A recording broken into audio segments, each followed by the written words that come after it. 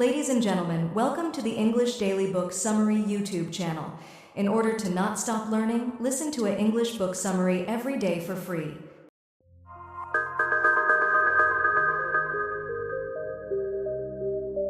George Raveling and Ryan Holiday. What You're Made For. Powerful life lessons from my career in sports. Life rarely follows the path we expect. George Raveling's path from a childhood marked by poverty and loss to becoming a transformative figure in American sports and education was filled with seemingly insurmountable roadblocks and unexpected turns. Born 1937 to a world of stark inequality, Raveling overcame societal obstacles to become a pioneering coach, mentor, and witness to pivotal moments in history, exceeding all social expectations for a young black man in Washington, D.C. at the time. His story offers lessons for anyone seeking purpose and meaning. In this blink, you'll discover the key principles that guided Raveling's remarkable life journey and find out how his wisdom can help you find direction, overcome obstacles, and confront the deeper whys of your own existence. Let's begin. From humble beginnings to the Basketball Hall of Fame. George Raveling was born in 1937 to a world of stark inequality. At that time, the life expectancy for a black male in the United States was just 48 years. Growing up in Washington, D.C., then known as Chocolate City due to its 73% black population, his early life was marked by hardship and loss. His father worked caring for the horses of wealthy whites, sometimes spending nights beside the animals in their stables to save money on daily travel. At age 9, Raveling's father died of a heart attack at just 49. A devastating loss and early encounter with mortality. Following his father's death, Raveling lived with his mother in a small corner apartment with just a kitchen, a living room, and a single shared bedroom. While his mother worked 3 jobs to support them, Raveling spent hours watching streetcars from his window, methodically recording their numbers and times in a notebook, a small way to create order in his chaotic world. His mother's stern daily instruction not to leave the building was an attempt to shield him from a world often inhospitable to young black boys. At 13, Raveling discovered his mother emptying an expensive bag of sugar down the kitchen drain, an ominous sign of tragedy to come. She began exhibiting increasingly erratic behavior, which eventually led to her commitment to a mental institution where she spent her remaining years. Yet, against overwhelming odds, Raveling not only survived but thrived. He became the first person in his family to attend college, earning basketball scholarships to St. Joseph's College and Villanova University. Indeed, his life intersected with pivotal moments in American history. He stood alongside Dr. Martin Luther King Jr. during the March on Washington. After King delivered his iconic "I Have a Dream" speech, he handed his typewritten notes to Raveling, who still holds them as a treasured possession. Throughout his career as the first black basketball coach at 3 separate universities, Raveling's office door always read, at his insistence, George Raveling, Educator. He coached Olympic gold medal teams, worked alongside Phil Knight in Nike's early days, and personally mentored Michael Jordan. Throughout his extraordinary journey, from an orphaned boy in Washington, D.C. to Basketball Hall of Fame inductee, Raveling developed a philosophical perspective on life's purpose. Now, at 87 years of age, he's exceeded his statistical life expectancy by nearly 4 decades. As such, he finds himself continually asking, "Why me? Why was I spared when so many others weren't?" and asking himself what he should do with the precious extra time he's been given. His quest for purpose has transformed him from a coach of athletes into a coach of life. In the following sections, we'll look at some of the key lessons drawn from his decades of experience. Look for untapped opportunities. When Raveling's mother was institutionalized, his grandmother, who worked 5 jobs, couldn't take him in. Through Catholic charities, he found himself at St. Michael's, a 400-acre Pennsylvania boarding school where roosters, not streetcars, woke him each morning. Trading urban concrete for woods and fields, he cleaned coops, baled hay, and embraced a radically different life. Among the stone buildings of St. Michael's, Father Jerome Nadine recognized something special in Raveling. Though Raveling played basketball enthusiastically, his performance was poor. Father Nadine advocated for him to remain on the team, insisting that with time he could develop into a good player. This single act of faith altered Raveling's entire future. By senior year, his development was remarkable. He was offered a basketball scholarship to St. Joseph's College, a private Catholic liberal arts school. When the head coach informed him of the opportunity, the young Raveling had to ask what a scholarship was. He'd never heard of such a thing. Neither had his grandmother. Her skepticism revealed generations of distrust. She couldn't believe that he'd be so naive to think white people would pay for his college just so he could play basketball. Having survived hard years with little generosity from white society, this opportunity seemed impossibly generous. The scholarship at St. Joseph's College led to another at Villanova University in the late 1950s. There, as one of very few black students, Raveling needed to distinguish himself on the court. He noticed that none of his teammates seemed to focus on rebounding, the act of regaining possession of the ball after a missed shot. Raveling got to work. He created 10 daily specialized drills to improve his reaction time, footwork, and body positioning specifically for rebounding.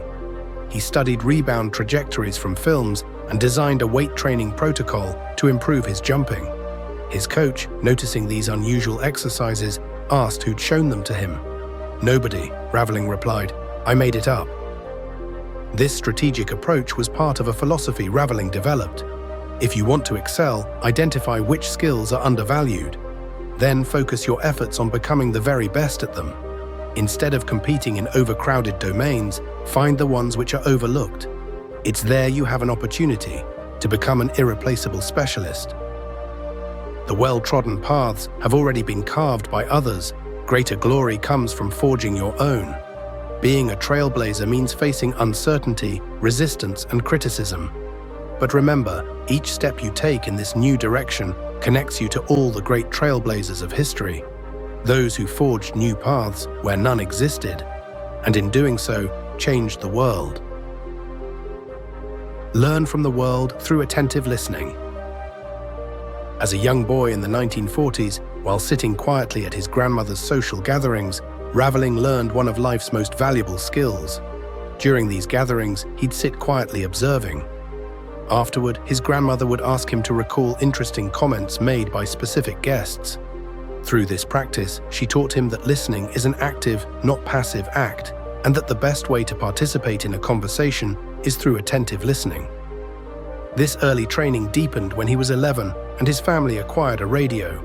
Huddled around it for Friday night fights, the family would listen intently as announcers described boxer Joe Louis throwing jabs and hooks. With radio, to follow the action, to get the jokes in comedy shows, or to understand sermons. Raveling couldn't let his mind wander. He had to be fully present and engaged. These foundational skills served him well at university, where he soaked up knowledge from his coaches and teammates. Later, as a coach himself, Raveling flipped the dynamic, regularly asking his players during timeouts to tell him what they were seeing on the court. This questioning accomplished two things. It gave players a stake in the team's strategy and provided him with insights difficult to perceive from the sidelines. Today, at 87, Raveling continues practicing this discipline. Before meetings, he writes a ratio at the top of his notepad. Talk 20%, listen 80%. When questions or comments come to mind, rather than interrupting, he writes them down. He does this so that he can continue to listen, just as he did when sitting with his grandmother's friends. In today's world of constant self-promotion on social media, active listening has become even more valuable. "We have 2 ears and 1 mouth," he often says, and there's a reason for that. Wisdom often comes in whispers, not shouts. Sometimes the most powerful act is to simply be quiet and learn. Express love and extend compassion. In the late 1950s, Raveling was one of only 2 black players on Villanova's basketball team. During a particular game against West Virginia University, he faced the harsh reality of American racism. The tension was palpable as he stepped onto the court, hearing whispered slurs echoing off the walls, feeling hostile eyes boring into him from the all-white crowd. During an intense play, Raveling found himself chasing WVU's star player Jerry West on a fast break. the two men crashed into the stands, landing in a tangled heap. In that moment, with the field house falling silent, Raveling feared for his life. But then something extraordinary happened. West, the hometown hero, reached out his hand and helped pull Raveling to his feet. The crowd, surprisingly, began to applaud. Later, when the game ended, West sought him out specifically, caught him by the arm and shook his hand. He held Raveling's gaze and congratulated him on his performance. Years later, West revealed that Raveling was the first black person he'd ever played against. This simple gesture of respect, performed publicly in front of a crowd steeped in prejudice, marked the beginning of a friendship that lasted over 50 years. When West passed away, Raveling was overwhelmed with emotion. He turned off his phone and retreated inward, processing what this loss meant. Through reflection, he realized West had taught him one of life's most valuable lessons. The most powerful force we possess is love. West demonstrated the power of loving those whom others deem unlovable and extending respect to those who've been denied it. Raveling realized this must be his guiding principle, to be a dispenser of love in a divided world. The legacy that West left behind wasn't just his basketball achievements, but how he treated others, how he bridged divides through simple acts of human decency. In a world fractured by race, class, and ideology, our highest calling is to reach across these divides, to see the humanity in one another, and to dispense love freely without reservation. Develop excellence through daily effort. When Michael Jordan approached Raveling about running basketball camps together, Raveling was skeptical about Jordan's commitment. He asked if Jordan would be there every day, making it clear he wouldn't cheat the kids by giving them anything less. Jordan assured him he'd be at the camp every day. True to his word, Jordan showed up every day of the camps for 22 years, fully engaged, playing with campers, offering advice, and pushing them to compete with the same intensity he brought to his own games. Perhaps the most revealing example of Jordan's commitment came during the 1997 NBA Finals. In Game 5, with the series tied 2-2 against the Utah Jazz, Jordan fell severely ill. The team trainer found him curled in the fetal position, wrapped in blankets with the thermostat cranked to maximum. His condition was so dire that he missed breakfast and pre-game practice. Even his mother suggested he shouldn't play, but Jordan insisted he had to. Despite being visibly weakened during the game, sometimes doubling over gasping for breath, Jordan led the Bulls to a comeback victory after a 16-point deficit, scoring 38 points. While many celebrate this moment of heroism, Raveling insists the true story isn't what happened that night. It's everything that came before, the countless hours of unseen discipline and preparation that made such a performance possible. Greatness isn't about rising to one extraordinary occasion, but rather building habits of excellence when no one is watching. As Kobe Bryant wrote, "You have to work hard in the dark to shine in the light." Winning requires strategic focus. We become what we consistently give our attention to. Our focus shapes not just our experiences, but eventually our very identity. You can start by identifying what fuels your energy and setting boundaries around activities that drain it. Create spaces and relationships that support growth. College basketball coach Buzz Williams, one of Raveling's best friends, coined the concept of the everyday guy, the player who shows up every day with consistent, dedicated effort. It's this ability to show up and perform at your best every single day separates the truly great from the merely good. It requires being ruthless about prioritization and focusing on quality over quantity. It means asking yourself what small victories you can achieve in the next hour and what sacrifices you're willing to make to be great. When you commit to winning each day, you tap into the compound effect of excellence, building not just moments of triumph, but a legacy of daily devotion to greatness. Exercise stewardship for others. What are you doing for others?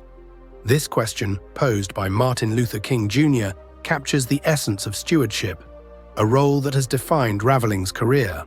One day, during a basketball recruiting visit to the home of a talented young prospect, a mother's firm words helped him understand his purpose. After they'd finished discussing the team and her son's prospects, the player's mother addressed Raveling sternly. making it clear she was committing her son to his care. In that charged moment, Raveling realized coaching transcended winning games. His duty was something much greater, contributing to her son's future and development as a man. This experience crystallized his understanding of stewardship as a profound responsibility, the responsibility to nurture another person's potential. Stewardship is a long-term commitment to someone's progress and growth. This principle was demonstrated from the beginning of Raveling's relationship with Michael Jordan. The young player, on the cusp of his professional career, began attracting significant interest from major athletic brands.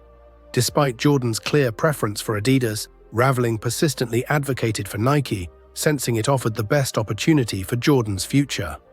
When Jordan repeatedly dismissed the idea, Raveling persisted. He eventually convinced the reluctant player to attend just one meeting in Santa Monica, promising never to mention it again if Jordan remained uninterested. During this meeting, Nike proposed something extraordinary, creating a signature shoe line built entirely around Jordan. When Adidas failed to match this innovative vision, Jordan signed with Nike. The resulting Air Jordan line generated $126 million in its first year alone, redefining sports merchandise and establishing a cultural phenomenon. Raveling's advocacy stemmed from a simple desire to see Jordan reach his fullest potential. Stewardship, in this case, meant seeing possibilities another might miss, and having the courage to guide them, even in the face of resistance. Stewardship requires using whatever influence you possess to positively shape the trajectory of another. It's not about control or credit, but fulfilling the sacred trust of helping others become all they were meant to be.